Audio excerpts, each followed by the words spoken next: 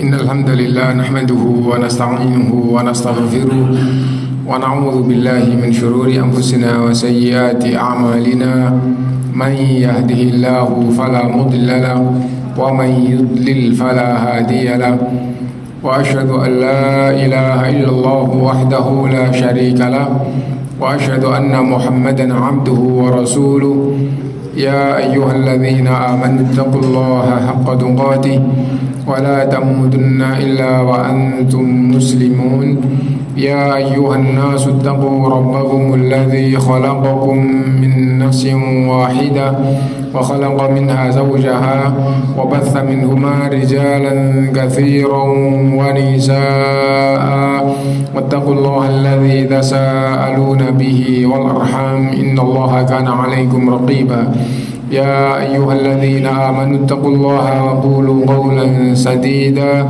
يصلح لكم أعمالكم ويغفر لكم ذنوبكم ومن يطع الله ورسوله فقد فاز فوزا عظيما أما بعد فإن أصدق الحديث كتاب الله وخير الهدي هدي محمد صلى الله عليه وسلم وشر الأمور محدثاتها وكل محدثة بدعة وكل بدعة ضلالة وكل ضلالة في النار. Bapak-bapak, ibu-ibu, saudara-saudari sekalian rahimakumullah, alhamdulillah kita bisa berkumpul kembali untuk salat berjamaah dan kita biasanya melanjutkan kajian fikih di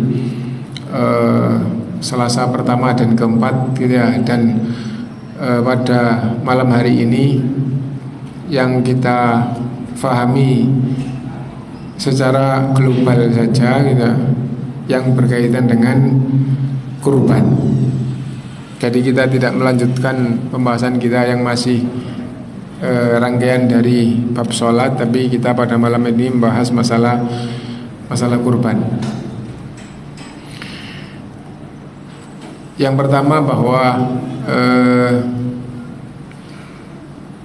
kurban yang berupa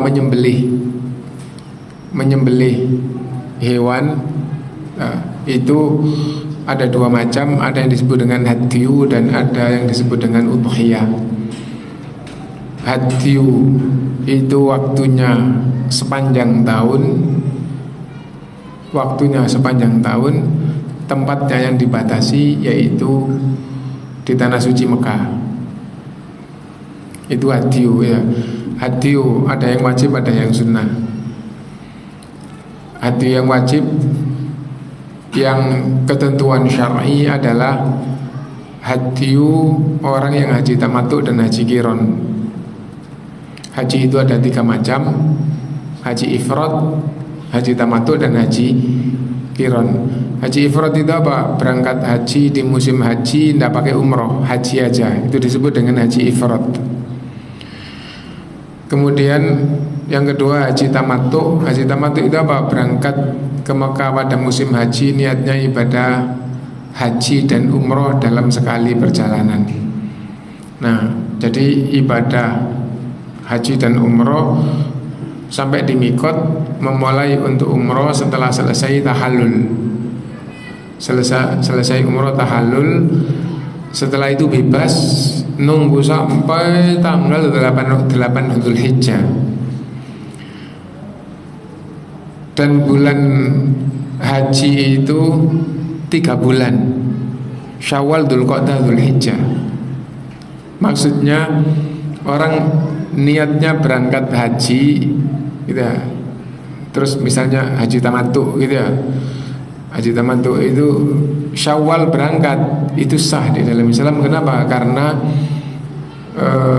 bulan haji itu Syawal, Dzulqa'dah, Dzulhijjah. Jadi seandainya berangkatnya pada misalnya tanggal 7 Syawal, sekedar contoh 7 Syawal, sampai di Mekah, terus ya, otomatis di mikot sudah mulai labbaik Allahumma umratan mutamatti'an ilal hajj, atau labbaik Allahumma hajjan mutamatti'an. Jadi kalau umrohnya didulukan, labbaik Allahumma umratan mutamatti'an ilal hajj. Atau kalau hajinya didulukan, maksudnya dalam ucapan di mikot, labbaik Allahumma hajjan mutamatti'an. Ya Allah, aku penuhi panggilanmu untuk haji tamattu. Atau ya Allah, aku penuhi panggilanmu untuk umroh tamattu sampai haji. Nah itu niatnya, itu misalnya tanggal 7 terus sampai Mekah, terus umroh. Umroh kan tawaf, setelah tawaf sa'i, setelah sa'i tahallul. Nah sudah selesai, nunggu di sana untuk ibadah terus Masjidil Haram, tapi bebas ya, bebas sampai tanggal 8 Dzulhijjah dipakai lagi ihramnya gitu. Kalau laki-laki, kalau perempuan kan pakaian bebas, yang penting syar'i gitu ya. Nah tanggal 8 baru mulai lagi labbaik Allahumma hajjan, ya Allah aku penuhi panggilanmu untuk haji, teruskan gitu, yang umrohnya sudah. Nah berarti sekali berangkat ke tanah suci untuk umroh dan haji. Nah ya, itu karena setelah umroh tahallul terus bebas. Nah itu namanya tamattu. Kenapa? Karena dia bisa bersenang-senang. Apa? Larangan ihram bebas semua karena sudah tahallul. Pakaiannya bebas ya, potong kuku, potong rambut, potong kumis, bebas semuanya gitu ya, bebas. Terus bawa istri, menggauli suami istri, yang itu pembatal haji secara total gitu ya.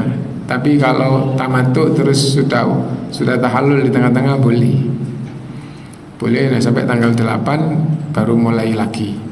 Nah itu haji tamattu. Yang hajinya haji tamattu, atau haji yang satu lagi haji qiron, yaitu umroh dan hajinya sambung jadi satu. Jadi dari awal sampai selesai itu tidak terputus, itu adalah haji qiron. Nah yang sekali berangkat melakukan dua ibadah yaitu umroh dan haji seperti ini wajib bayar hadyu, wajib nyembelih hadyu. Adapun yang sekali berangkat cuma haji aja, namanya haji ifrad, itu tidak ada kewajiban hadyu. Itu hadyu yang wajib, hadyu yang wajib. Nah adapun selain itu, kalau bukan nadar gitu, bukan nadar ya berarti hadyu itu sunnah. Itu hadyu sepanjang tahun bisa, hanya saja tempatnya di tanah suci. Kalau udhiyah atau kurban di seluruh penjuru bumi bisa, tapi waktunya yang dibatasi. Kalau hadyu tempatnya yang dibatasi, yaitu tanah suci Mekah, Madinah enggak, tanah suci Mekah saja. Waktunya sepanjang tahun, 12 bulan, kapanpun orang bisa nyembelih hadyu. Tapi kalau kurban, udhiyah, waktunya dibatasi, tempatnya di seluruh penjuru bumi bisa. Nah jadi itu bedanya antara hadyu dan udhiyah. Nah udhiyah atau kurban waktunya 4 hari, yaitu tanggal 10 Dzulhijjah dan hari tasyrik yang 3 hari. Nah adapun awalnya adalah setelah sholat id dan berakhir di hari tasyrik maghrib atau menjelang maghrib. Ya maghrib menjelang maghrib itu aslinya ya sama saja kan, nyembelih terus begitu selesai nyembelih adzan namanya kan maghrib. Nah, itu adalah hadyu. Hukum ya. Hukum udhiyah bagi yang mampu, seluruh umat Islam yang mukallaf. Mukallaf itu Islam, balik, berakal, terus punya kemampuan untuk kurban, punya kelonggaran untuk kurban.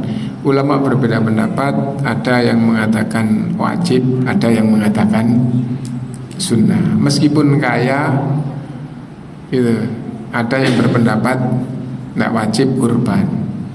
Jadi ulama berbeda pendapat. Dalilnya gampangannya sama-sama kuat, tapi ketika sahabat yang longgar, terus jelas-jelas ada, maksudnya punya kelonggaran jelas-jelas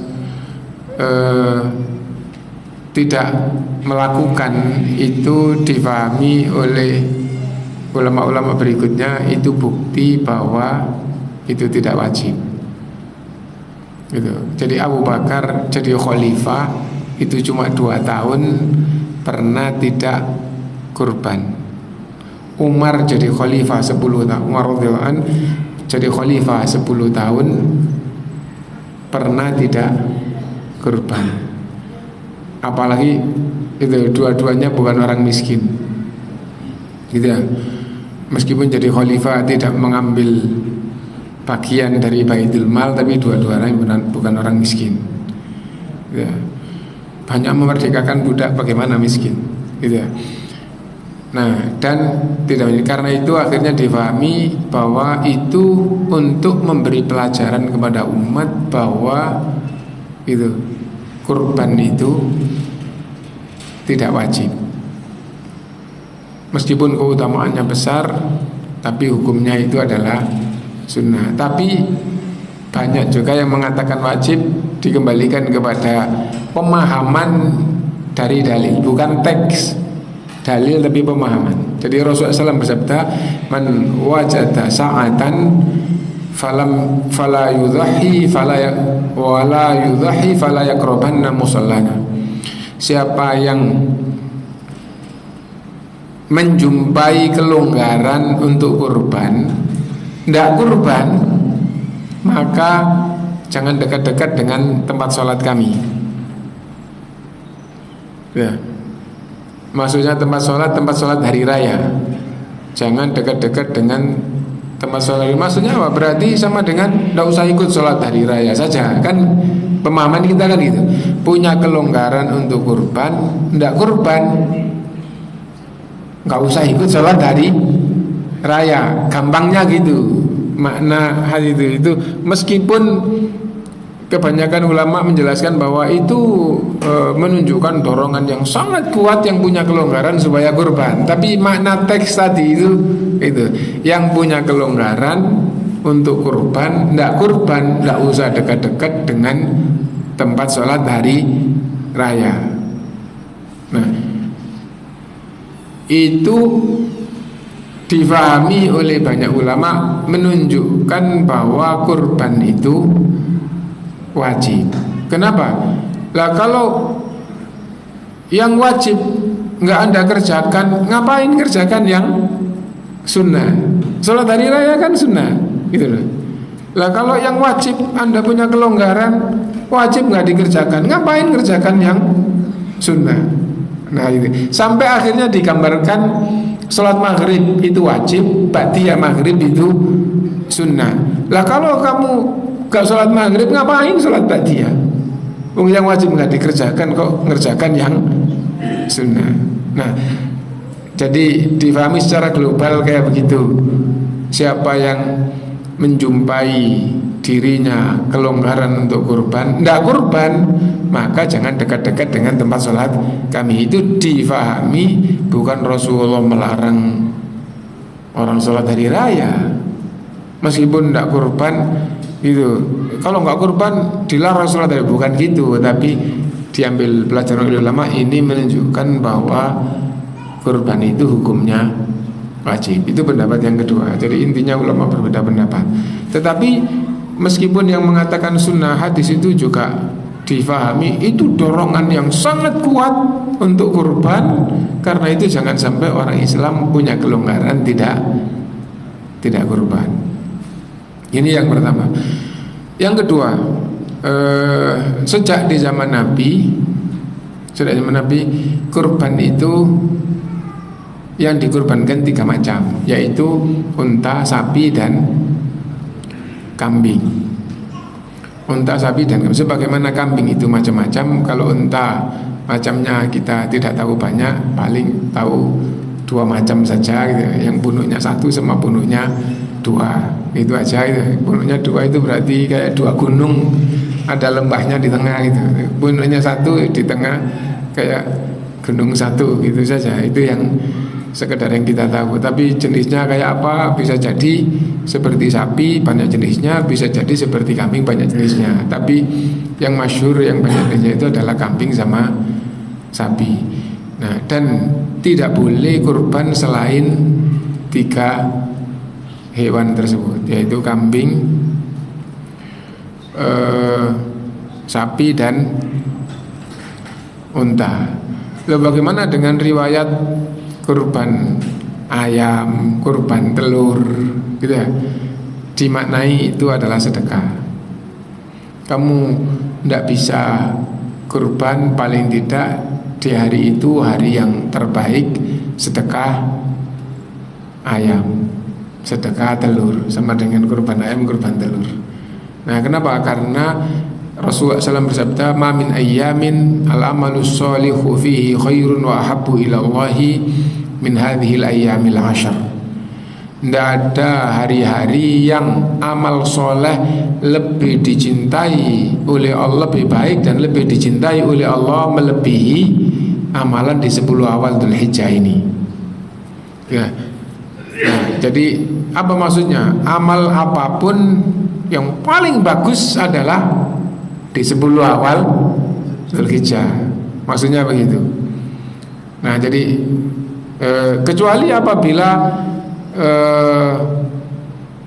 ada di luar, tidak ada di 10 awal Dzulhijjah. Misalnya begini, baca Quran di bulan lain ada, di 10 Dzulhijjah ada, gitu ya.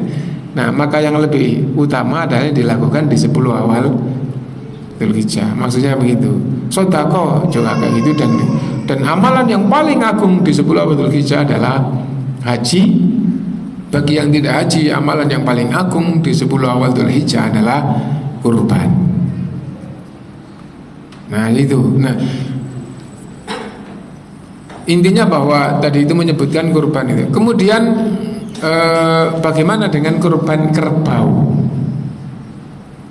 Kurban kerbau, ulama berbeda pendapat, bukan karena yang dikurbankan lebih dari 3 jenis, yaitu kambing, sapi, sama unta, terus ada lagi yang keempat, bukan gitu. Ulama berbeda pendapat masalah kerbau gitu. Ada yang mengatakan boleh, bukan karena jadi 4 ya, kambing, sapi, kerbau, unta, bukan karena gitu. Tapi pendapat pertama, kerbau itu boleh. Kenapa? Kerbau itu salah satu jenis sapi, itu alasannya gitu.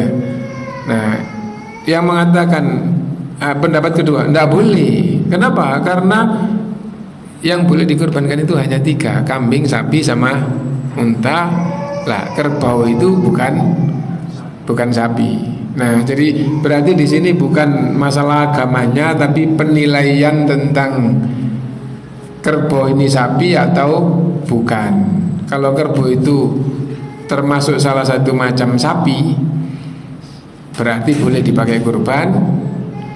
Kalau enggak, beda, kerbau sendiri sapi. Kalau kayak gitu pemahamannya, bukan salah satu macam bentuk sapi, kalau gitu berarti enggak boleh dipakai kurban. Lah, di zaman sekarang itu ada banteng. Ya, banteng itu termasuk salah satu macam sapi apa enggak gitu ya. Nah, jadi itu sapi banteng. Gimana? Sapi jantan itu banteng. Nah, itu kalau gitu berarti istilahnya pembahasannya lain gitu ya. Pembahasannya lain. Tapi yang kita maksudkan itu orang daerah kita menilai bahwa itu bukan sapi, itu banteng gitu loh. Kalau sapi itu ya yang kita kenal itu sapi putih yang ada bunuknya, sapi hitam, sapi merah, sapi Madura, itu yang kita kenal kan itu. Lah itu, wah itu beda, itu banteng itu. Nah, banteng itu termasuk macam sapi apa enggak?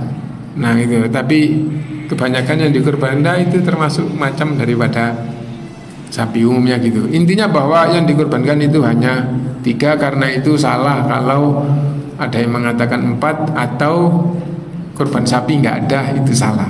Karena sejak zaman Nabi ada. Lalu di zaman Nabi, secara umum itu waktu kurban itu musimnya tidak musim ekonomi longgar, gampangnya begitu. Karena itu riwayat yang ada itu kami di zaman Nabi kurban kambing untuk kami sekeluarga, ada riwayat gitu. Dan itu menunjukkan bahwa boleh kurban kambing diniatkan untuk dirinya sekeluarga. Dan Ibnu Abbas meriwayatkan sapi bisa untuk 7 orang. Sapi bisa untuk 7, maksudnya patungan 7 orang. Dan unta bisa patungan untuk 7 sampai 10 orang. Nah itu pemahaman yang benar gitu, di dalam masalah patungan sapi boleh 7 orang itu maksimal. Apa boleh patungan 5 orang beli sapi? Boleh gitu ya, boleh. Apa boleh patungan sapi 3 orang? Kan di hadis itu kan 7 gitu ya. Jawabannya boleh, yang dimaksudkan 7 di situ adalah maksimal. Nah, jadi itu yang pertama gitu ya. Karena itu tidak boleh panitia itu membelikan sapi dengan yang umum disebut subsidi silang. Itu tidak boleh. Misal, sekedar contoh supaya gampang ya, patungan sapi di masjid ini diamanakan jamaah ke panitia, misalnya 1 orang 3 juta, total 1 sapi 21 juta. Terus panitia membelikan yang ini harga 18, yang ini 19, yang ini 22 atau 23. Dari mana uangnya? Subsidi silang. Itu tidak boleh. Tidak boleh. Ya, kenapa? Karena panitia itu harus amanah. Anda diamanai ini patungan 7 orang. Kalau Anda belikan 19, sisa 2 juta. Yang 2 juta buat apa? Operasional. Boleh.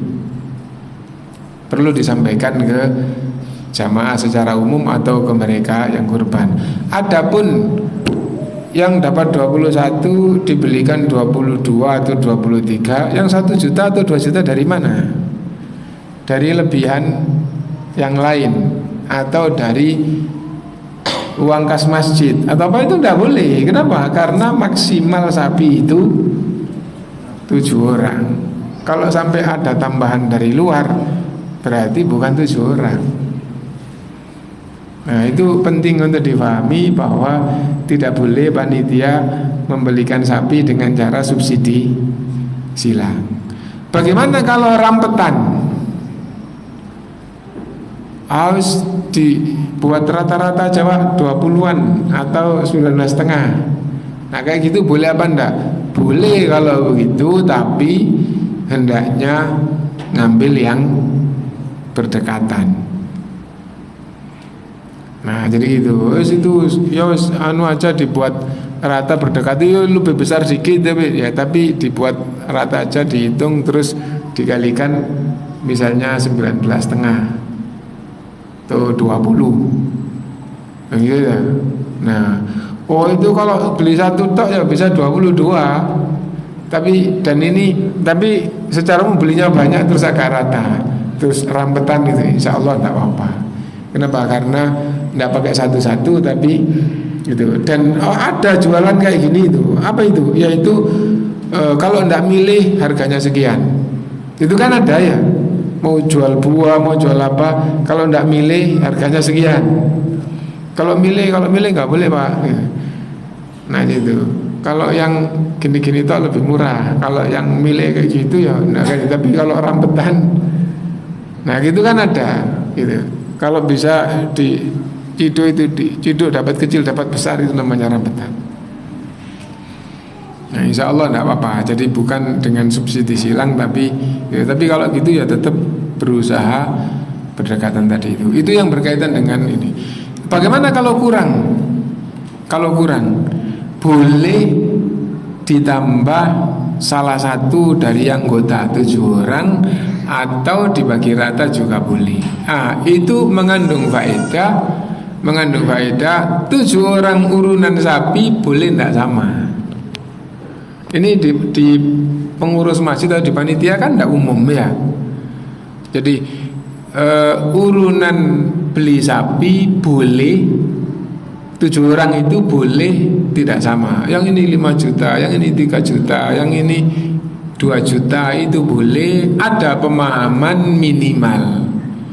Apa pemahaman minimal itu? Minimal yang paling sedikit urunannya dari 7 orang, jika dikalikan 7 sah untuk beli sapi kurban. Nah itu. Jadi misalnya begini, sapi di pasaran yang sah, yang kecil berapa? Oh itu rata-rata ya misalnya 14 juta. Bisa gitu ya. Yang kecil sah untuk kurban rata-rata 14 juta.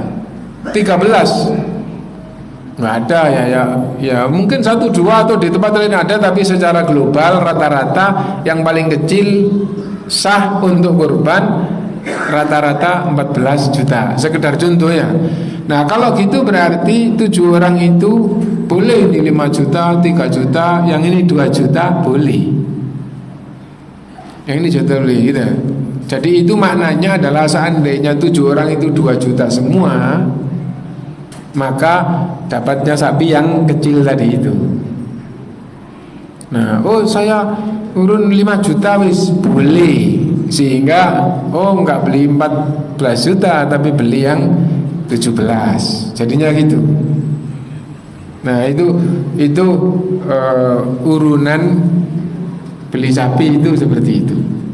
Yang penting maksimal tetap 7 orang. Nah, awalnya pemahaman itu juga karena urunan di luar itu, ini urunan, terus akhirnya kurang, nggak boleh orang ke-8 masuk nambahin, terus udah ditambahin salah satu dari 7 orang.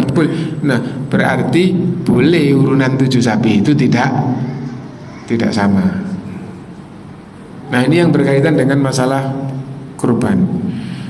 Karena waktunya juga pendek, singkat aja ya. Kemudian penyembelihan. Sifat yang dikurbankan tidak boleh cacat. Tidak boleh cacat. Kalau cacat tidak boleh. Catat yang jelas. Rasulullah SAW bersabda, itu yang dikurbankan tidak boleh yang buta jelas butanya. Ya, buta sebelah tidak boleh dipakai kurban. Pincang kalau jalan jelas pincangnya, tidak boleh dipakai kurban. Sakit yang jelas sakitnya, tidak boleh dipakai kurban. Berarti yang dikurbankan itu tidak boleh. Tidak boleh yang gampangannya kalau betina sudah tidak digauli lagi sama pejantan, meskipun gampangannya melewati masa subur sudah, itu sudah tidak gampangannya, kalau orang itu sudah afkir gitu. Nah sudah tidak, itu tidak boleh gitu. Nah tapi kalau majer digauli apa enggak sama pejantan? Majer itu betina tapi nggak bisa hamil, digauli apa enggak sama pejantan? Digauli, jadi boleh itu. Lo berarti boleh kurban sama betina? Boleh dalam agama. Tapi katanya di aturan pemerintah itu tidak boleh. Kenapa? Karena nanti kalau yang betina dikurbankan nanti akhirnya bisa habis. Nah, dan itu aturan negara, dan rakyat itu juga tidak boleh melanggar aturan negara. Kalau aturan itu adalah kemaslahatan, maka rakyat itu tidak boleh melanggar. Nah, meskipun bukan bab halal haram. Nah, tapi hukum agama itu kurban kambing, mau sapi, mau unta, betina itu boleh. Ya. Ini yang berkaitan dengan benar. Terus langsung ke masalah yang umum-umum di kurban. Kenapa? Karena kita tidak membaca urut, karena baca urut juga nanti dapatnya sedikit gitu ya. Tentang menyembelih. Di banyak masjid kan menyembelih itu dibacakan doa gitu ya. Dibacakan doa. Kalau doanya itu doa yang benar, maka itu adalah sunnah. Nah, apa doa menyembelih yang benar? Allahumma hadza minka wa ilaika an sahibi. Nah itu, terus bismillah ya Allahu Akbar. Bismillah ya Allahu Akbar itu bacaan nyembelih.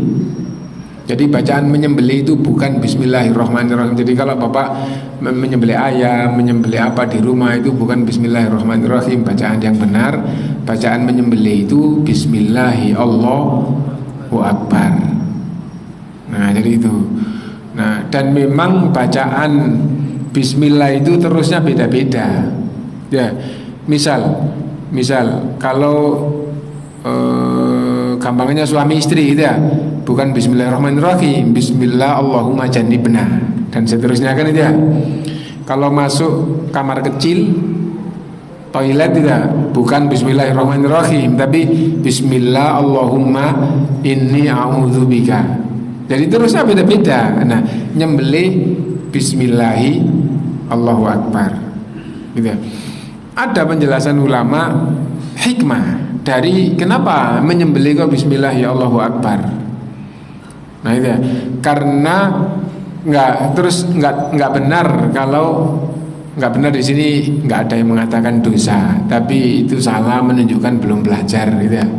Nah kenapa kok nggak bismillahirrahmanirrahim? Karena ar-Rahman ar-Rahim itu tidak layak dengan penyembelihan. Hewan itu makhluk hidup, ya, dicambuk juga sakit. Rasulullah SAW mengajarkan mau nyembelih pedangnya nggak boleh kelihatan. Kenapa? Karena kambing, sapi, unta itu faham ini pedang, itu faham. Karena itu kalau pedang diangkatkan gini takut dia, gitu. Kalau yang satu disembelih, yang lain tidak boleh lihat. Kenapa? Karena faham, gitu. Lah kok disembelih, dipecut aja sakit kok, dan faham kok disembelih.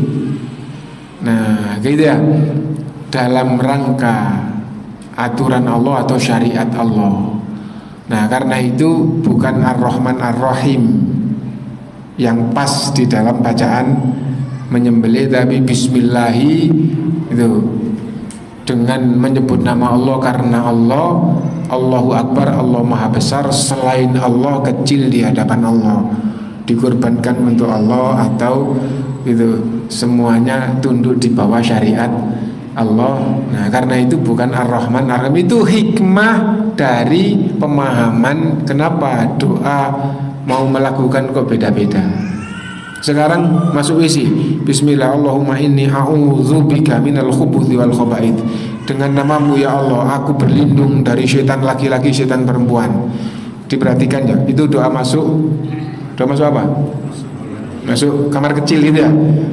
Dan ini Syekh doktor dari Mesir mengatakan, kalau kamu memperhatikan umumnya atau hampir semua atau umumnya orang kesurupan jin ada kaitannya dengan kamar mandi atau WC.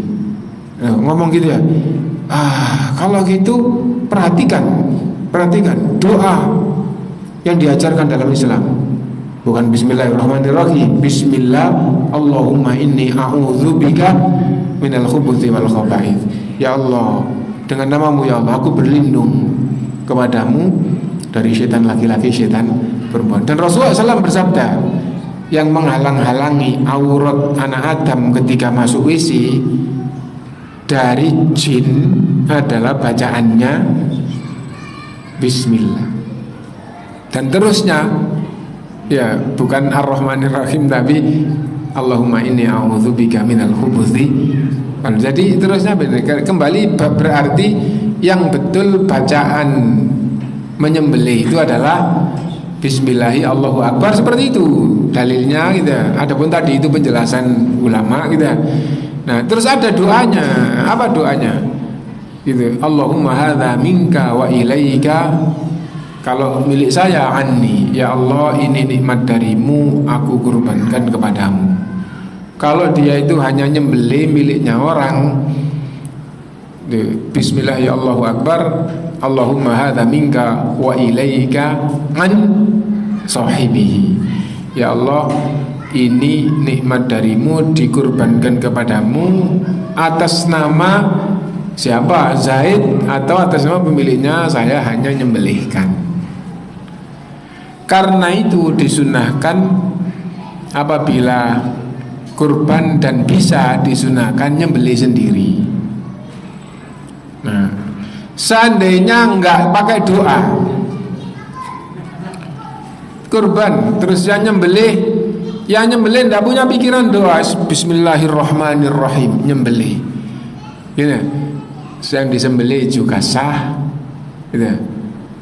Yang kurban hanya titip uang tos, nyembelihnya kayak apa terserah itu juga sah. Yang kurang adalah sunnahnya waktu menyembelih. Oh, ada sunnah yang tidak dilakukan, itu aja gitu. Sempurna apa enggak? Ya lebih sempurna kalau sunnahnya dilakukan. Tapi sunnah enggak dilakukan banyak hal gitu.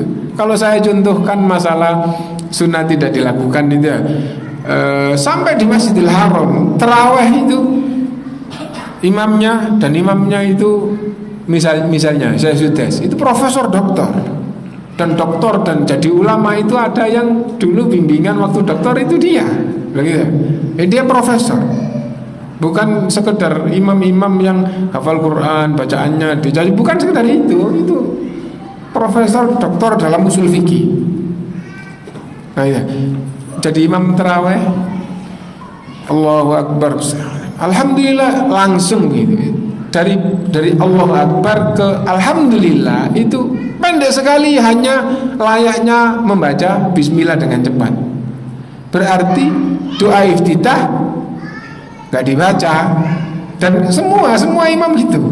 Berarti doa iftitah gak dibaca, berarti sholatnya lah gimana? Ada sunnah yang tidak dilakukan. Nah, nyembelih tadi kayak gitu ya, berarti orang yang kurban terus. Nah, lah yang sempurna ya sunnahnya dilakukan yang sempurna. Itu yang berkaitan dengan masalah doa gitu ya. Doa dulu apa bismillah dulu? Boleh. Allahumma hadza minka wa ilaika an amir, bismillah ya Allah Akbar boleh, atau bismillah ya Allah Akbar Allahumma hadza minka wa ilaika juga boleh gitu. Bahasa Indonesia doa itu lebih baik bahasa Indonesia. Apabila bahasa Arab tidak paham, lebih baik bahasa yang paham. Kecuali apabila bacaan nyembelih tadi itu bismillah ya Allah Akbar, jangan bahasa Indonesia, itu bacaan. Allah Maha Besar. Nah, ini bacaan, ini bukan. Jadi ada bab ini bacaan sholat dan ada doa gitu. Nah, karena itu dulu ustadz itu terus ada saya datang ketika itu rame di Malang, ada isu rame sholat bahasa Indonesia. Akhirnya waktu itu nggak lama terus ada doa itu, terus ada teman ustadz yang tanya ke saya itu, doa waktu sujud pakai bahasa Jawa, bahasa Indonesia, bahasa Indonesia karena ndak bisa, boleh apa enggak? Boleh, siapa yang larang? Ulama. Gampangnya tingkatan ulama tertinggi gitu ya. Itu tingkatannya, maksudnya mufti, fatwanya itu disebarkan ke seluruh dunia, dicetak dan ustadz-ustadz yang dakwah itu sering itu menyatakan boleh, siapa yang larang? Hadis itu jelas, sedekat-dekat hamba kepada Allah adalah tatkala sujud maka banyak-banyaklah doa. Enggak disebutkan doa apa. Nah, kalau enggak bisa bahasa Arab, terus enggak bahasa Indonesia, enggak bahasa Jawa, enggak doa. Nah, jadi di dalam sholat saja boleh doa bahasa Indonesia. Ada faedah bahwa kalau bukan bacaan, maka yang lebih utama adalah yang bisa difahami. Tapi kalau itu bacaan ruku adalah begini, bacaan iktidal adalah jangan diganti gitu. Itu ada yang wajib, selebih dari yang wajib adalah sunnah. Dan misalnya bacaan rukuk sama sujud, subhanallah, sah. Selebih dari yang sah ini adalah sunnah. Subhanakallahumma rabbana wa bihamdika Allahumma ghfirli. Subhanallah tok gitu saja itu sudah sah. Selebih dari yang sah adalah sunnah. 2 kali 3 kali sunnah. Nah itu intinya bahwa ada yang wajib, ada yang kita kembali. Nah terus kurban tadi ya,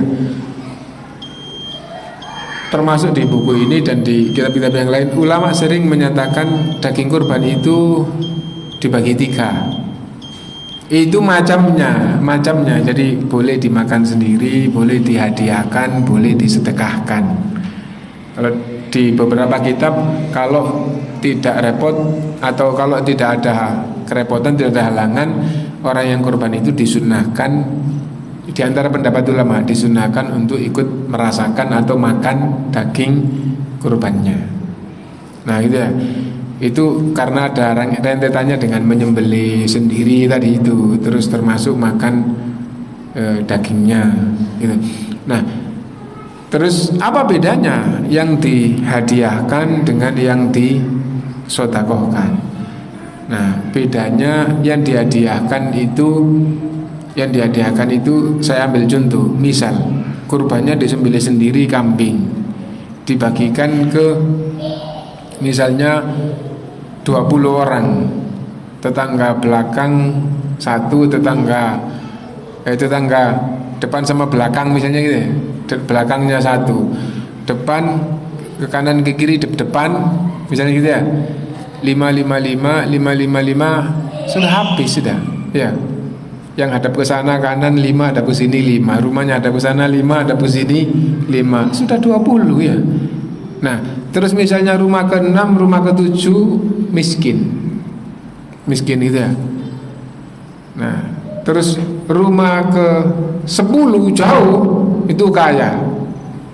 Yang rumah ke-6 ke-7 nggak dikasih. Kenapa? Sudah tidak ada yang disedekahkan. Tapi rumah ke-10 dikasih. Lah rumah ke-6 ke-7 nggak dikasih, kalau rumah yang ke-10 dikasih gimana itu? Loh itu hadiah. Itu hadiah. Ya. Yang sedekah sudah habis, yang hadiah saya milih itu teman saya sekolah di SD dulu. Terus sekarang tak kasih hadiah. Itu boleh. Itu yang dimaksud dengan daging kurban itu ada yang dibagi 3 untuk dia sendiri, untuk dihadiahkan, untuk disedekahkan. Gitu ya. Yang paling besar pahalanya adalah yang disedekahkan. Nah, terus yang boleh diambil sendiri seberapa? Nah gitu ya. Misal kurban sapi atau kurban kambing aja. Kurban kambingnya besar jadi 30 kilo. Sekedar contoh ya. Dagingnya 30 kilo. Diambil sendiri, dimasukkan freezer misalnya 20 kilo. Yang 10 kilo boleh apa enggak? Boleh. Kalau masalah bolehnya boleh, gitu ya. Ini karena ada pertanyaan gitu ya. Yang kurban itu hanya dikasih sekilo, minta ini, oh enggak boleh minta. Ya dikasih apa kata panitia? Ada pertanyaan kayak gitu di salah satu tempat. Nah kalau masalah boleh aja di dalam agama. Jadi saya kurban, terus yang saya bagikan ke orang cuman 1/3, yang 2/3 atau yang bagikan ke orang 1/4, yang 3/4 Pak simpan sendiri.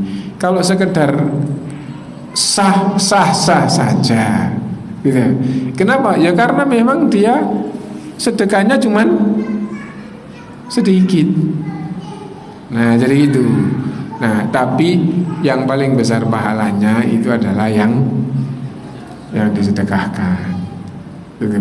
Nah jadi itu kalau masalahnya sekedar boleh, sekedar sah. Jadi orang yang kurban terus diambil banyak, disembelih sendiri. Tapi kalau panitia membatasi, ya boleh aja. Kalau Anda mengamanahkan ke sini aturan panitia kayak gini. Kalau Anda tidak cocok, silakan disembelih sendiri atau diamanahkan di tempat lain. Panitia itu wakil dari yang kurban.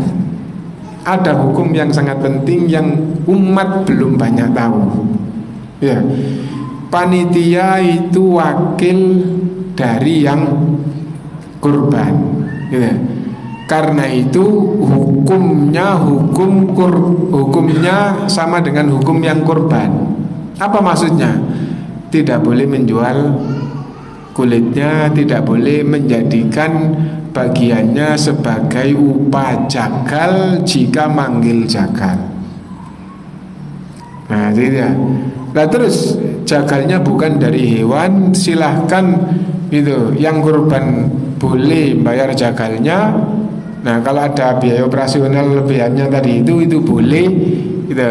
Boleh uang dari luar. Kenapa? Rasulullah mengamanahkan kurbannya kepada Ali, dipesan itu jangan dijual kulitnya dan bagian apapun, dan juga jangan digunakan untuk upah jagal. Berarti di zaman Nabi pun ada jagal supaya lebih cepat kerjaannya gitu. Ternyata Ali radhiyallahu an menyatakan akhirnya jagal itu kami upah dari saku-saku kami, padahal kurbannya dari Rasulullah. Jadi upah jagal biaya operasional boleh dari luar. Nah, boleh yang kurban ngasih upah jagal boleh dari luar, boleh, tidak boleh dari bagian hewan. Jadi kulitnya dijadikan upah tidak boleh, kepalanya dijadikan upah tidak boleh.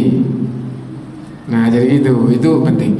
Dan lagi yang banyak panitia tidak tahu, umat Islam Indonesia khususnya banyak yang tidak tahu, bahkan di Surabaya, di Jakarta, di luar Jawa banyak yang nggak tahu bahwa tidak boleh dibagikan kepada orang kafir yang bukan ahli kitab.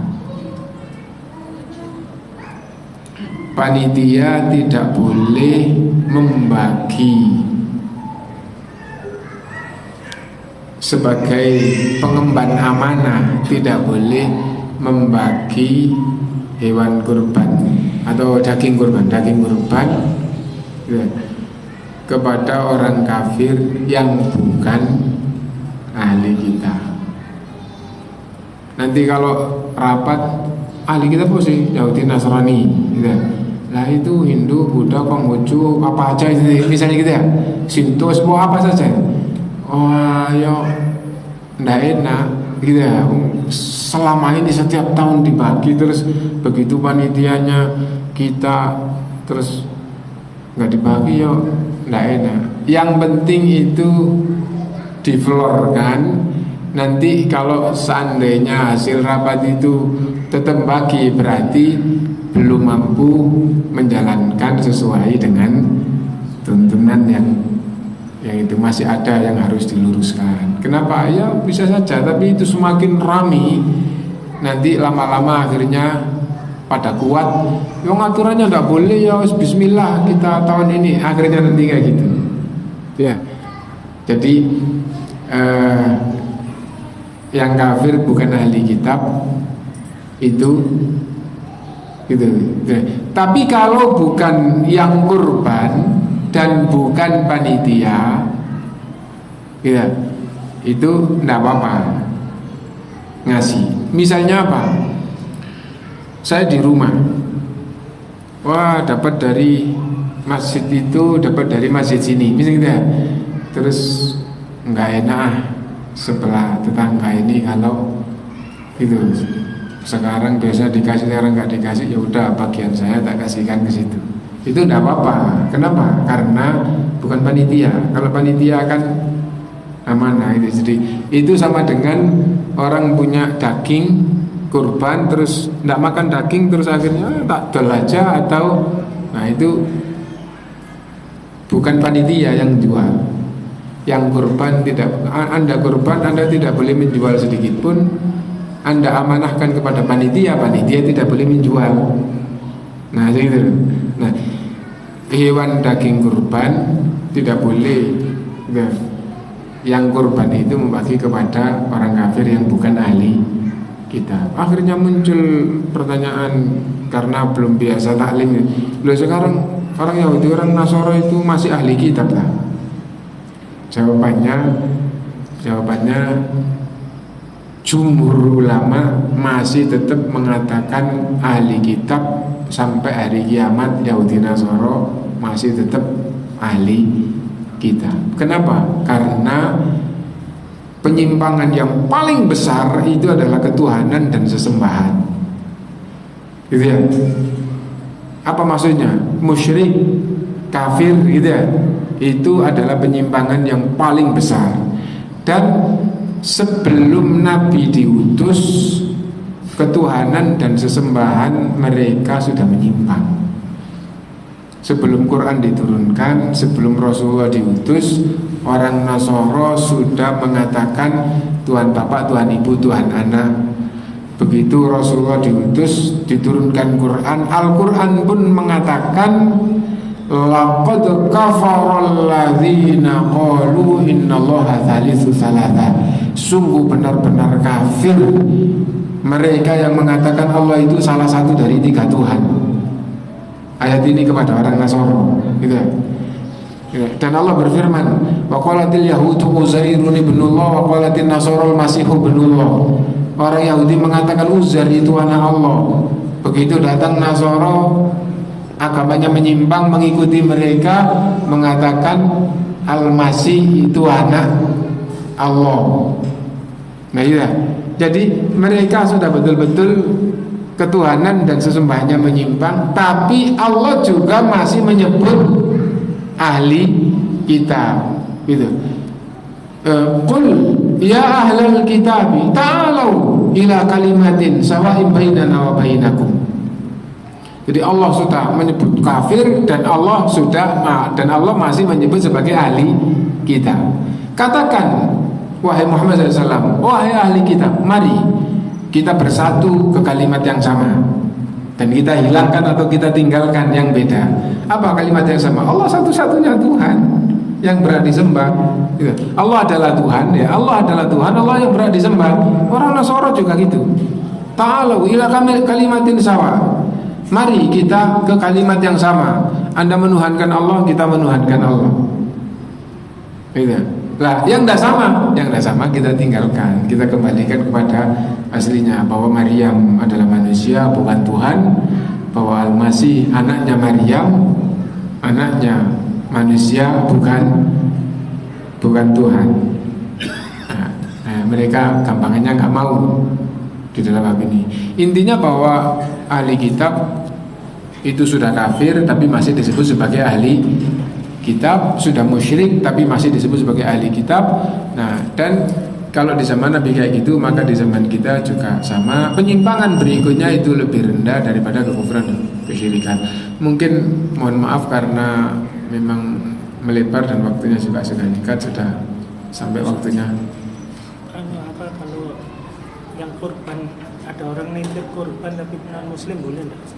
Ada orang nitip kurban tapi non muslim boleh apa enggak? Jawabannya boleh disembelih, boleh dibagi, dimakan, tapi itu tidak sah sebagai kurban.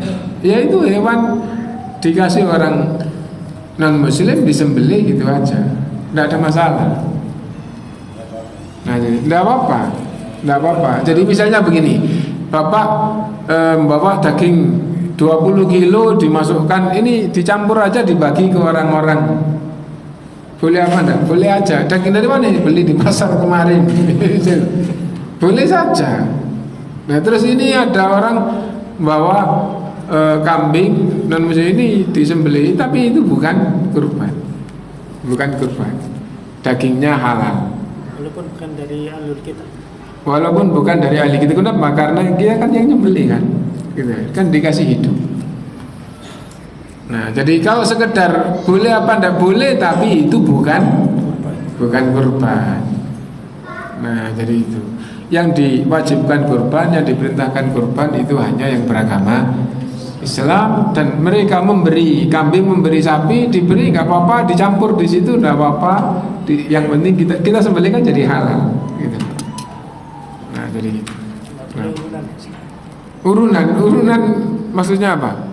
Kalau sapi kan 7 bagian. 7. Urunan kambing, nyembelih kambing, urunan 200 orang santri atau pelajar menyembelih sapi, itu dijelaskan kepada mereka yang bagus itu adalah yang kalau sekolahan gitu.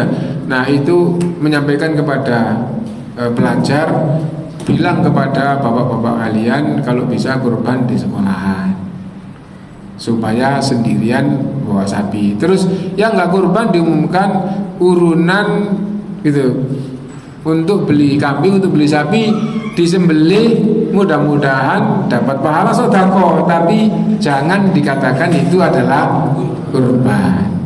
Nah, kalau kayak gitu, loh Pak, salah urunan 100.000 ini bukan kurban, ini di hari raya Idul Adha supaya kita nyembelih kambing atau nyembelih sapi, nanti kalau lebih dibagi, mudah-mudahan dapat pahala sedekah. Yang bapaknya memberi, sampaikan ke bapak kalian, ke wali, kalau bisa kurban kambing atau kurban sapi sendiri disembelih di sekolahan. Ini jadinya kurban nanti yang kayak gitu. Yang bapaknya tidak memberi, kalian punya uang atau minta uang 100.000, urunan beli kambing, urunan beli sapi, nanti disembelih terus dibagi, mudah-mudahan dapat pahala sedekah. Tidak, maksudnya yang ini Ustaz, yang kurban sapi tapi yang satu bukan non muslim. Tidak boleh. Kurban sapi 7 orang, salah satunya non muslim, tidak boleh. Waktunya sudah 14 itu ya, jadi kita akhiri. Mudah-mudahan bermanfaat untuk kita semuanya. Subhanakallahumma bihamdika asyhadu an la ilaha illa anta astaghfiruka wa atubu ilaik. Alhamdulillahirabbil alamin. Assalamualaikum warahmatullahi wabarakatuh.